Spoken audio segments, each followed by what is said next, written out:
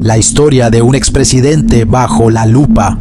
La figura de Álvaro Uribe Vélez, el expresidente colombiano conocido por su mano dura contra el narcotráfico y la guerrilla, ha sido siempre un campo de controversia y múltiples narrativas. Para algunos es el símbolo de la seguridad democrática, para otros un hombre de oscuros secretos que, desde las sombras, movía los hilos del poder. Hoy nos sumergimos en un análisis exhaustivo de la cronología que ha definido su caso judicial, en el cual los cargos de fraude procesal y soborno han convertido a Uribe en el protagonista de una novela judicial tan dramática como real. El origen del caso, 2010-2011, las primeras llamas del incendio. En el año 2010, los problemas legales comenzaron a asomar en el horizonte de Uribe. Este es un caso donde la justicia se presenta como una serpiente que, agazapada, espera el momento adecuado para atacar. La controversia se desató cuando el exparamilitar Juan Guillermo Monsalve, en 2011, acusó a Uribe de tener vínculos con grupos paramilitares. Monsalve, quien estaba tras las rejas, empezó a dar testimonios que, como pequeñas piedras lanzadas a un lago, comenzaron a crear ondas expansivas en la vida del expresidente. 2012, primeras acusaciones formales y el inicio del debate público. En abril de 2012, cuando la Corte Suprema de Justicia empezó a considerar estos testimonios, la opinión pública comenzó a dividirse. Era como si una caja de Pandora se hubiese abierto, arrojando al aire todas las acusaciones, no solo contra Uribe, sino también contra su entorno más cercano. Para muchos esto representaba el inicio del fin de la impunidad de las élites políticas del país. Para otros, una persecución política que intentaba mancillar el legado de un presidente que había devuelto la seguridad a Colombia. 2013, 2014, el siguiente paso en el tablero de ajedrez judicial. La complejidad del caso se incrementó cuando, en febrero de 2013, la Corte decidió escuchar más testimonios de exparamilitares. Entre amenazas y testigos que aparecían y desaparecían como fantasmas, el proceso judicial se parecía cada vez más a un ajedrez donde las piezas negras y blancas se movían en silencio. En 2014, cuando el entonces senador Iván Cepeda tomó la delantera, acusando públicamente a Uribe y presentando evidencias, todo apuntaba a que esta historia no iba a tener un desenlace sencillo. La contrademanda de Uribe, 2015, el retorno del caballero. Como en un duelo de la Edad Media, Álvaro Uribe no se quedó de brazos cruzados. En septiembre de 2015, Uribe demandó a Iván Cepeda por manipulación de testigos.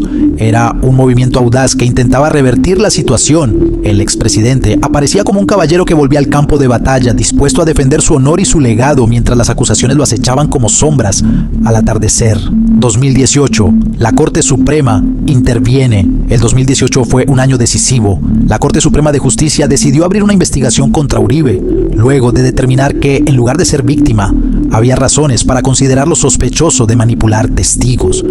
Esta decisión sacudió los cimientos del sistema judicial y político del país. La noticia estalló como un trueno en medio de una tormenta ya anunciada, y la figura de Uribe quedó marcada con una interrogante indeleble. La era de las grabaciones, 2019, el juicio público. En agosto de 2019, las grabaciones de conversaciones telefónicas entre Uribe y varios de sus colaboradores se hicieron públicas, como un telón que se descorre lentamente. Estas grabaciones dejaron al descubierto las maniobras que habrían sido orquestadas para modificar testimonios. La reacción fue inmediata. Los aliados de Uribe se apresuraron a negar cualquier irregularidad, mientras sus detractores no dudaron en señalar que las pruebas eran concluyentes. 2020, el expresidente bajo arresto domiciliario. Uno de los momentos más icónicos en la historia reciente de Colombia ocurrió en 2020, cuando la Corte Suprema ordenó el arresto domiciliario de Uribe.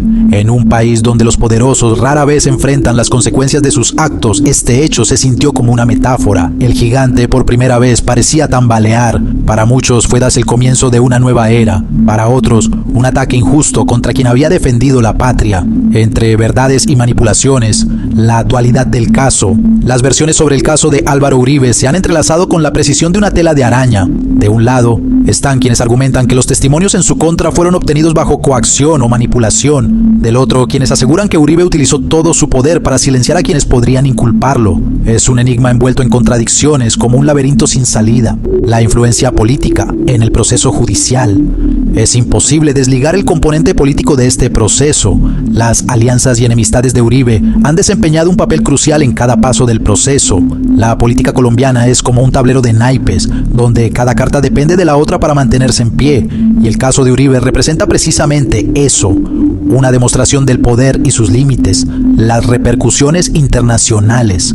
La atención internacional sobre el caso también ha sido significativa. Desde organismos de derechos humanos hasta la prensa extranjera, todos han seguido de cerca cada desarrollo.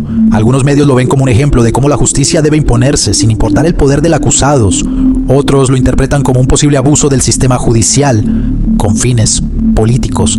La resistencia de Uribe y su discurso en los medios. Álvaro Uribe, con su voz firme y su discurso implacable, ha usado cada oportunidad mediática para presentarse como víctima de una persecución política. Es un hombre que lucha contra una corriente de acusaciones que parecen no tener fin. Sin embargo, la narrativa que propone, aunque clara para sus seguidores, parece insuficiente para quienes exigen transparencia y justicia. Los testigos, entre el miedo y la verdad. Una de las claves del caso ha sido la figura de los testigos.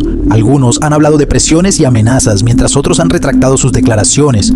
Este vaivén es reflejo de un sistema donde la verdad es tan volátil como un espejismo en el desierto.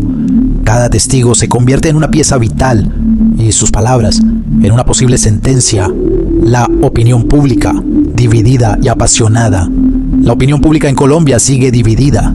Para algunos, Uribe es un héroe que salvó al país de la debacle. Para otros, un villano que utilizó métodos cuestionables para alcanzar sus objetivos.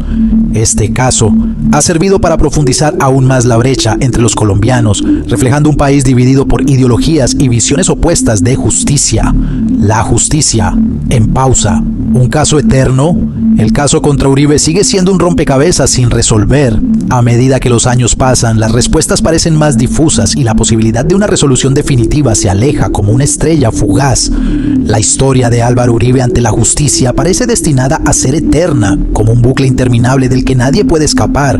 ¿Qué dice esto sobre Colombia? El caso de Álvaro Uribe es más que la historia de un hombre. Es un reflejo de un sistema que lucha entre el poder y la justicia, entre el pasado y el futuro. Es una metáfora de un país que busca dejar atrás viejas heridas mientras intenta construir un presente más justo. La lucha de Uribe contra la justicia, o la lucha de la justicia contra Uribe, define en muchos sentidos el presente de Colombia. Un final incierto, pero importante. Finalmente, el futuro del caso es incierto. Las pruebas, los testimonios y las decisiones judiciales aún pueden cambiar el rumbo de esta historia. Pero una cosa es clara, la figura de Álvaro Uribe seguirá siendo un punto de referencia en el debate sobre justicia y poder en Colombia. Como un coloso en medio de una tormenta, su destino sigue siendo objeto de atención y controversia, con un desenlace que, aunque todavía no ha llegado, ya ha dejado una profunda huella en la historia del país.